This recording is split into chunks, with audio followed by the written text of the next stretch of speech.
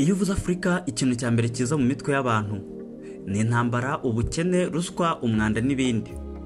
Biragoye kumvisha umuntu utuye i Burayi n'ahandi utarigeze agera muri Afurika ko hari ibyiza yaba ifite, kuko bumva ko igizwe n'ibyaro gusa nta mujyi uharangwa.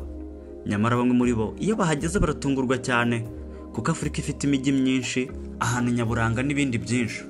Gusa uyu munsi tugiye kugaruka ku nyubako 10 za mbere ndende muri Afurika. Ku mwanya wa 10 turasanga inyubako yitwa Administrative Capital C1. Ni inyubako iherereye mu gihugu cya Egypt, i Cairo mu Misiri. Iyi nyubako ifite metero 190 z'uburebure, ikaba ari inyubako yubatswe na leta ya Misiri, ikaba ikoreramo ibintu byinshi byiganjemo amaofisi y'inzego za leta. Ni inyubako yatangiye kubakwa mu mwaka wa 2015. Inyubako isanzwe ikoreshwa nka ofisi ya guverinoma i Cairo mu Misiri nk'uko biteganywa na leta. Aho biteganyijwe ko amaofisi ya guverinoma azimurirwa muri iyi nyubako ndende nshya yubatswe, yahawe izina rya New Administrative Capital C1. C1 nk'uko nabikubwiye ntangira, ifite metero 190 z'uburebure, biyigira imwe mu nyubako ndende mu Misiri na Afurika muri rusange. Iyi nyubako igeretse inshuro 39, ni ukuvuga ko ifite amagorofa 139, biyigira iya 10 ndende muri Afurika. Nk'uko nabikubwiye yatangiye kubakwa mu mwaka wa 2015, uwa 2018 itangira gukoreshwa nk'ibiro bikuru bya leta. Reka tujye ku mwanya wa 9. Ku mwanya wa 9 turasanga inyubako yitwa New Administrative Capital D1. Iyi nayo ni inyubako iherereye mu Misiri, ikaba ifite metero 196 z'uburebure. D1 ni imwe mu nyubako ndende kandi zifite ubwiza. Ikaba ifite amagorofa 49, ni ukuvuga igeretse inshuro 49, biyigira inyubako ya kabiri ndende mu Misiri, inyuma y'indi nshya iherutse kuhubakwa nayo turi buze kugarukaho. Ni inyubako yari isanzwe ihari ariko ari nk'izindi zose mbere. Imirimo yo kwivugurura kugira ngo ibe ari nshya gutya yatangiye mu mwaka wa 2018.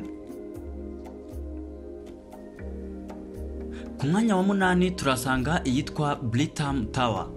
Britam Tower ni inyubako ndende cyane yubatse hejuru ku musozi mu mujyi wa Nairobi, umurwa mukuru w'igihugu cya Kenya. Iyi nyubako ifite metero 200 z'uburebure, biyigira iya 8 ndende muri Afurika. Britam Tower ni inyubako ifite amagorofa 32, ikaba yubatse ku birometero kare 516. Iyi nyubako irimo amaofisi menshi cyane akodeshwa n'amakampani atandukanye. Britam Tower yubatse mu buryo butangaje mu ishusho ya prismatic shape nk'uko ubibona ahangaha ku mashusho, aho hasi itangira ari urukiramende rwa mpande enye, hanyuma ku musozo wayo bikarangira ari mpande ebyiri gusa. Ikindi kandi ifite parikingi 12 zifite ubushobozi bwo kwakira imodoka 1000 zose. Mu mwaka wa 2013 mu kwezi kwa 9 nibwo imirimo yo kubaka Britam Tower yatangiye ku mugaragaro, iza kurangira imyaka 4 nyuma yaho mu kwezi kwa 9 kwa 2017. Reka twihute tujye ku mwanya wa 7. Turasanga iyitwa Commercial Bank of Ethiopia. Inyubako ya Ethiopian Commercial Bank ku cyicaro cyayo gikuru niyo iza ku mwanya wa 7 mu nyubako ndende muri Afurika, ikaba ifite metero 209 z'uburebure. Iyi nyubako bikayigira iya mbere muri East Africa ndende kurusha izindi. Iyi nyubako iherereye muri Addis Ababa, umurwa mukuru w'igihugu cya Ethiopia.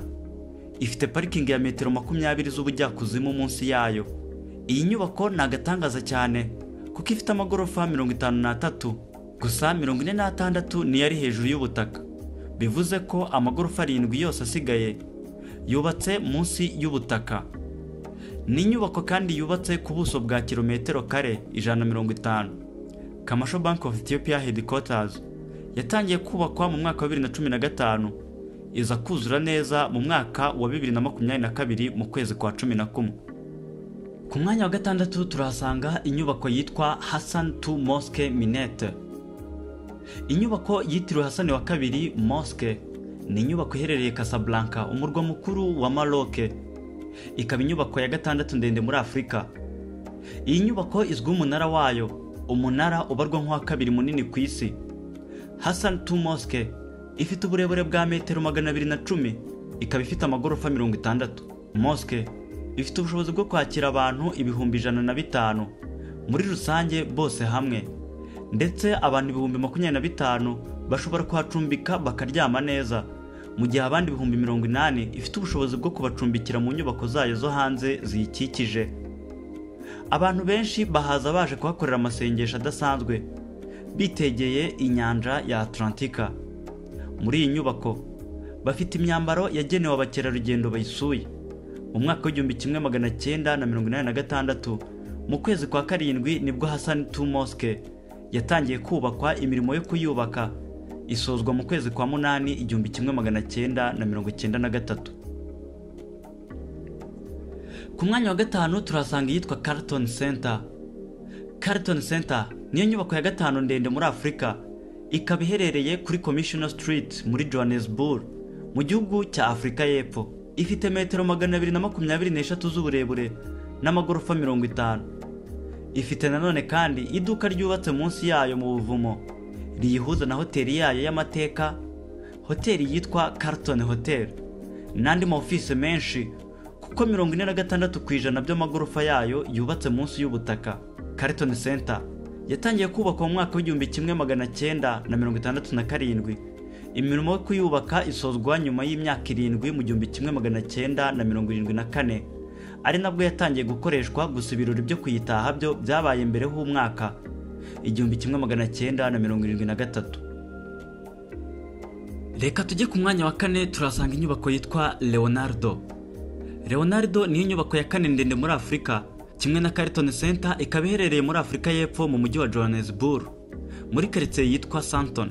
Niyo yari inyubako nini muri Afurika y'Epfo hagati y'umwaka wa 2019 na 2021. Leonardo ifite uburebure bwa metero 234, ikoreramo amaofisi, amacumbi, amazu yo guturamo, amaresitora, utubari, amagym n'amazu abana bidagaduriramo. Ni inyubako yatangiye kubakwa mu kwezi kwa 11 umwaka wa 2015, yuzura mu mpera za 2019. Dusimbukiye ku mwanya wa gatatu turasanga iyitwa Mohammed V Tower. Iyi nyubako yitiriwe umwami Mohammed wa gatanu.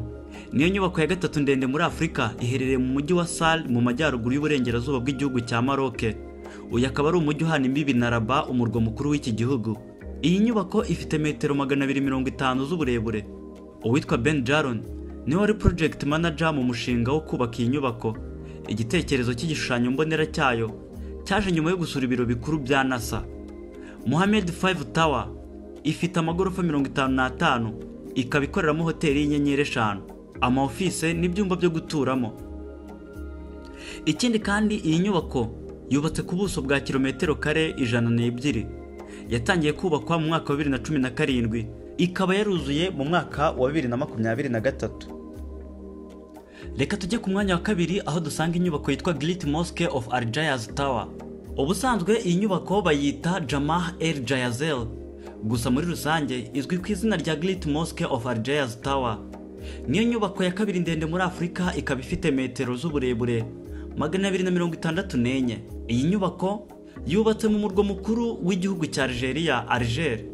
Usibye ishema ryo kwitwa inyubako ya kabiri ndende muri Afurika, Great Mosque ni ya gatatu mu zifite iminara miremire ku isi. Uyu munara ukaba ufite metero zikabakaba 70 z'uburebure. Iyi nyubako ifite icyumba cyo gusengeramo kinini cyane, kikaba gifite ubunini bwa kilometero kare 20,000.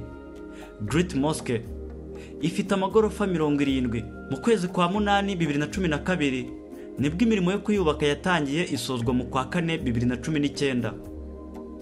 Tuva aho ngaho tujye ku nyubako iri ku mwanya wa mbere.